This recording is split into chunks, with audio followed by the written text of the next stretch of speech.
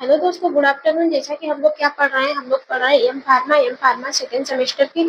हमारी जो टॉपिक चल रही थी, जो सब्जेक्ट चल रहा था, वो है हमारा bio pharmaceutics advance advance bio pharmaceutics and pharmacokinetic, जिसमें से हमारी यूनिट 3 चल रही है, सॉरी यूनिट 2 चल रही है। यूनिट 2 में आज के जो हमारा टॉपिक है वो है topical consideration in the drug product design and in vitro drug product performance. मतलब ये आज की जो हमारी टॉपिक है वो बोल रहा है कि bio pharmaceutical consideration in drug product design. मतलब कि बायो, अगर आप किसी भी ड्रग प्रोडक्ट की डिजाइन कर रहे हैं, कोई भी ड्रग प्रोडक्ट बना रहे हैं, तो उसके बनाते समय क्या क्या प्रॉब्लम आती है उसको प्रॉपर तरीके से कंसीडर करिए। ठीक है, इसके बारे में बताया है। तो सबसे पहले हम लोग जानते हैं कि बायो फार्मास्यूटिक्स क्या होती है। क्या बायो फार्मास्यूटिक्स, तो यहाँ पे दिया है कि bio pharmaceutics study the relationship between drug formation. Bio pharmaceutics एक टाइप की प्रोसेस होती है जिसमें हम लोग स्टडी करते हैं रिलेशनशिप, किसके बीच के रिलेशनशिप की स्टडी करते हैं, ड्रग फार्मुलेशन की स्टडी करते हैं, रूट ऑफ ड्रग एडमिनिस्ट्रेशन की स्टडी करते हैं, ड्रग एब्जॉर्प्शन की स्टडी करते हैं, बायो अवेलेबिलिटी की स्टडी करते हैं, थेराप्यूटिक इफेक्ट की स्टडी करते हैं। बात समझ में? बायो फार्मास्यूटिक्स का मतलब है कि ये एक टाइप का हमारा फार्मास्यूटिक्स का ब्रांच होता है जिसमें हम लोग रिलेशनशिप की स्टडी करते हैं। ड्रग में जो केमिकल्स है, और वो केमिकल जब ह्यूमन बॉडी के ऊपर यूज होते हैं या फिर वहां पे अप्लाई किए जाते हैं, तो उनके बीच में क्या क्या रिलेशनशिप होता है उसके बारे में हम लोग पूरी की पूरी स्टडी करते हैं।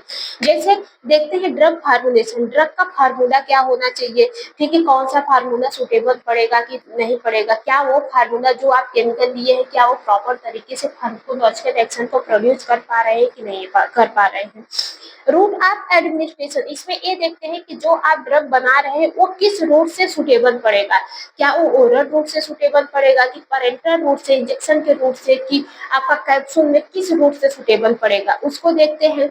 ड्रग एब्जॉर्प्शन, ये देखते हैं कि क्या इस दवा का जो आप फार्मुलेशन बनाए हैं क्या वो प्रॉपर तरीके से एब्जॉर्ब हो पा रही है कि नहीं हो पा रही है। ऐसा नहीं वो डिजॉल्व तो हो जा रही है लेकिन वो सेल मेम्ब्रेन को क्रॉस नहीं कर पा रही है। तो इसकी पूरी की पूरी स्टडी हम लोग करते हैं।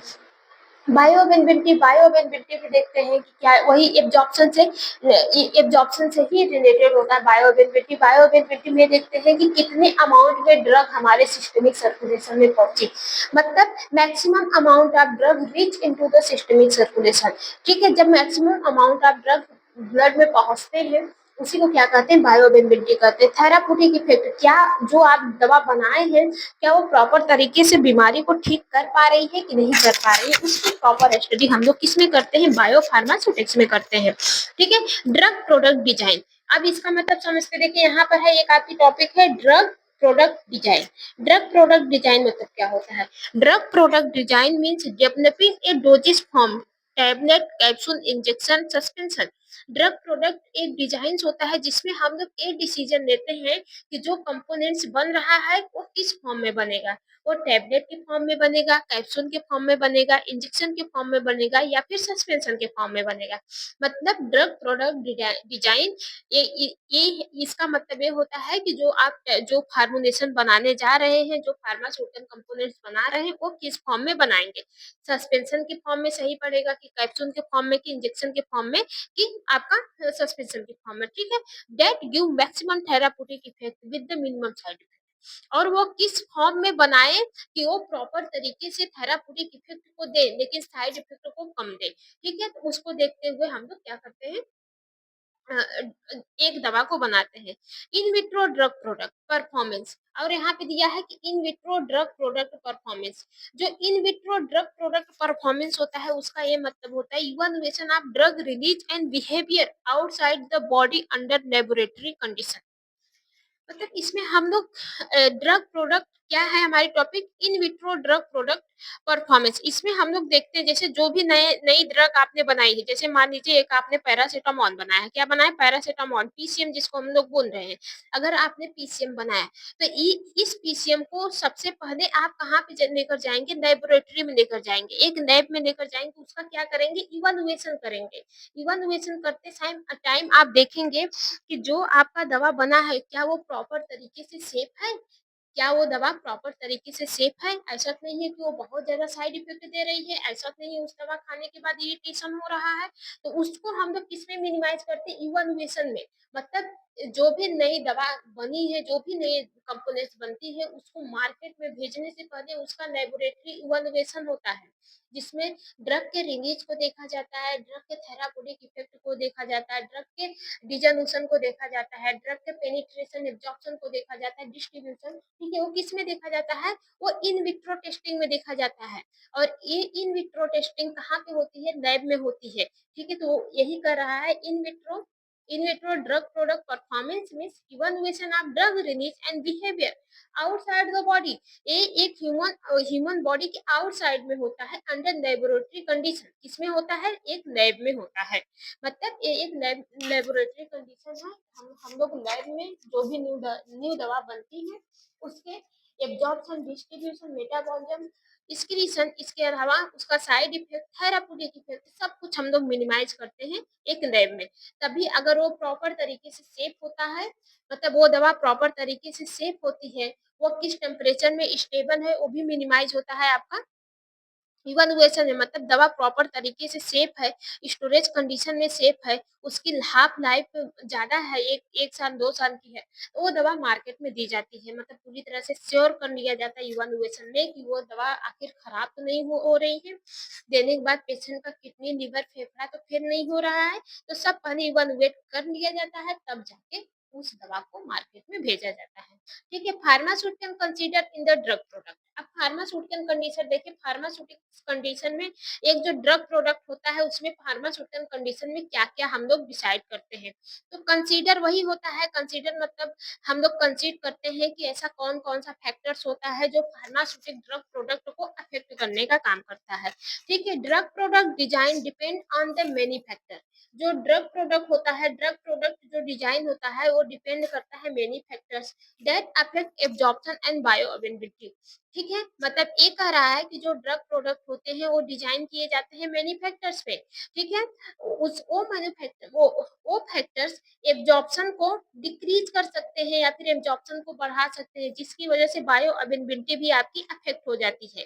देखो यहाँ पे बायो अवेलेबिलिटी क्यों अफेक्ट हो रही है, अभी हमने क्या कहा कि ये जो एब्जॉर्प्शन क्या होते हैं, एब्जॉर्प्शन एक ऐसी प्रोसेस होती है जो जब ड्रग हमारी कहाँ पे पहुंचती है, सिस्टमिक सर्कुलेशन यानी ब्लड में। जब ड्रग कहाँ पे पहुंचती है, ब्लड में पहुंचती है। तो जब ड्रग जहां से आप खाते हैं, जैसे ओरल रूट से आपने टेबलेट लिया, वो टेबलेट आपके पेट से होते हुए स्मॉल इंटेस्टाइन से एब्जॉर्ब होकर कहाँ पे पहुंची, ब्लड में पहुंची। तो जब दवा मूव करते हुए साइड ऑफ एक्शन से, जैसे आपने कोई टेबलेट लिया, वो आप ओरल से लिए, तो वो टेबलेट आपका कहाँ पे गया, पेट में गया, पेट के बाद स्मॉल इंटेस्टाइन से एब्जॉर्ब होकर आपके ब्लड में गया। तो जब दवा आपके ब्लड में पहुंचती है तो वही क्या कहलाती है, एब्जॉर्प्शन कहलाती है। वही प्रोसेस क्या कहलाता है, एब्जॉर्प्शन। जब साइट आप एडमिनिस्ट्रेशन से, जहां से आप दवा खाते हैं, वो दवा वहां से रीच करते करते करते करते कहाँ पे पहुंचती है, ब्लड में पहुंचती है। तो ये प्रोसेस क्या कहलाती है, एब्जॉर्प्शन कहलाती है। ये प्रोसेस एक दवा का एब्जॉर्प्शन कहलाती है। लेकिन जो बायो अवेलेबिलिटी होता है, बायो अवेलेबिलिटी ये कहता है कि मैक्सिमम अमाउंट ऑफ ड्रग, कौन सा मैक्सिमम अमाउंट ऑफ ड्रग, जैसे मतलब maximum amount of drug reach into the systemic circulation. जब मैक्सिमम अमाउंट ऑफ ड्रग आपके ब्लड में पहुंचती है तो उसी को, उस प्रोसेस को बायो अवेलेबिलिटी कहते हैं। जैसे आपने 100 mg का टेबलेट खाया, ये 100 mg का टेबलेट आपके कहाँ पर, स्टमक के बाद कहाँ पे गया, लीवर पे गया। ये लीवर क्या करेगा, इस 100 mg से 60 mg दवा को, 40 mg दवा को वेस्ट कर देगा, 40 mg दवा को खराब कर देगा। और बचा कितना, सेफ जो दवा है वो आपकी कितनी बची, 60 mg। अब ये 60 mg दवा ही कहाँ पे पहुंचेगी, ब्लड में पहुंचेगी। ये 60 एमजी दवा कहाँ पहुँचेगी ब्लड में और ये जो बेस्ट प्रोडक्ट है, ये यूरिन के थ्रू और बाइल के थ्रू आपकी बॉडी से बाहर निकल जाएगी। तो जो ये 60 एमजी दवा आपके ब्लड में पहुँचती है, तो वही क्या कहलाती है, एक दवा की बायोअवेलेबिलिटी कहलाती है।